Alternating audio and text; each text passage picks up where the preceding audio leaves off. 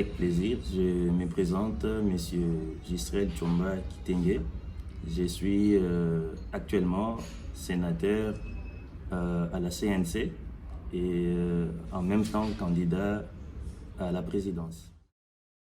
Mon plan d'action sera basé sur 3 aspects. Donc, il y a d'abord un grand travail qui s'est abattu par rapport au mandat qui vient de passer. Donc, il y aura d'abord une continuité. Et je tiens à souligner, je vais aussi continuer avec l'élan que la communauté nous avions eu, donc d'être proche de nos communautaires. Donc, c'est un concept de proximité. Et nous allons nous baser sur les social, la culture et les sports. Donc, il y a vraiment beaucoup de choses à décortiquer sur ces 3 axes. Oui, ce que nous allons apporter de nouveau, donc sur les plans social, nous devrons amener les Congolais à pouvoir bosser dur, parce que d'abord notre communauté est composée de jeunes et nous sommes dans le devoir de pouvoir veiller sur ces jeunes, car cette jeunesse représente une double force. Si on n'arrive pas à encadrer cette jeunesse, cela va avoir des conséquences négatives. Donc on va parler de beaucoup de phénomènes. Mais par contre, si l'encadrement de cette jeunesse est vraiment effectif et bien, vous allez voir que notre communauté, elle sera les pilotes au milieu des autres communautés africaines. Donc on sera les exemplaires, les modèles, et c'est pour cela qu'on a besoin vraiment d'encadrer cette communauté tout en regardant aussi notre pays. Donc si nous faisons ça, c'est parce que nous sommes en même temps l'espoir du pays. Donc en venant ici, on doit vraiment motiver les jeunes à pouvoir travailler, donc à l'image des gens qui prennent des initiatives.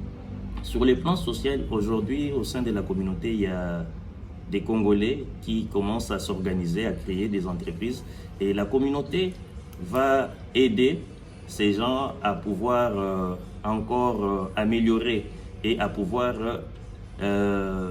vulgariser leurs produits et à pouvoir intégrer vraiment cette société chypriote. Et sur le plan social, nous avons la santé, donc prévoir un programme qui va permettre aux Congolais de pouvoir se faire soigner, parce qu'il y a des gens qui vont par exemple qui vont rencontrer des difficultés avec les visas, mais la communauté peut organiser une assurance à l'aspect culturel, promouvoir notre culture, nos valeurs.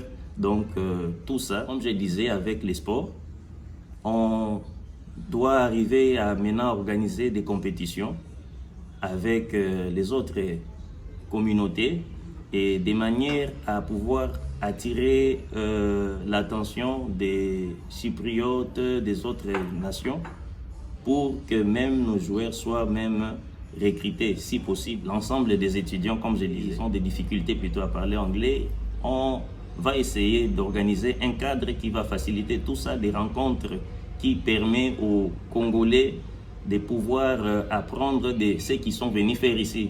Et il y a d'autres qui sont même en train de friser des comptes parce qu'il n'y a pas de moyens. Mais comme ils sont venus pour étudier, quelle sera l'attitude de la communauté par rapport à ça? Donc nous allons trouver des anciens qui maîtrisent leur filière.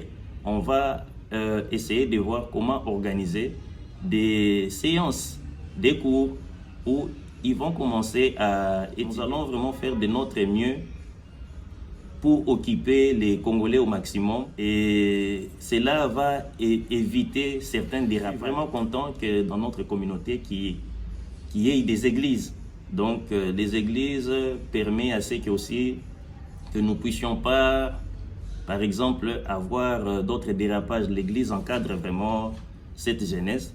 Et nous allons aussi parfois, sous l'impulsion de la communauté, inviter les hommes de Dieu à pouvoir aussi avoir des temps pour prier pour notre Congo, pour notre nation. Donc vous voyez, on a vraiment besoin aussi de ces genres d'activités. D'où la communauté, c'est pour vraiment renforcer les liens entre Congolais et nous allons utiliser n'importe quel canal. On va passer par la culture, par les sports, par l'éducation.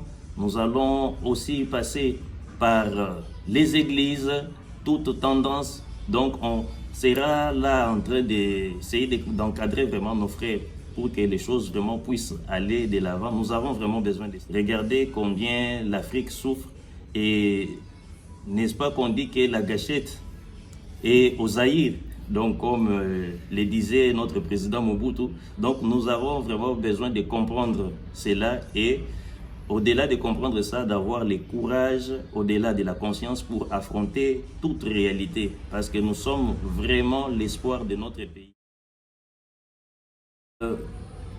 Par rapport à mes chers communautaires, je vais juste dire que les pays n'ont pas été détruits ou l'Afrique n'a pas été détruite par une seule personne. Et sa reconstruction aussi ne dépend pas d'une personne. Donc, j'ai vraiment besoin de vous. J'ai vraiment besoin de votre soutien, de vos idées, pour que nous puissions amener cette chose le plus loin possible. Car seul, je ne pourrais pas. Je pourrais même remuer ciel et terre pour avoir les plus beaux projets du monde. Mais sans vous, en tout cas, je ne peux pas. Et j'invite tout le monde à pouvoir voter pour moi. Et vous ne serez pas déçus. Que Dieu vraiment puisse vous bénir et aussi la CNC.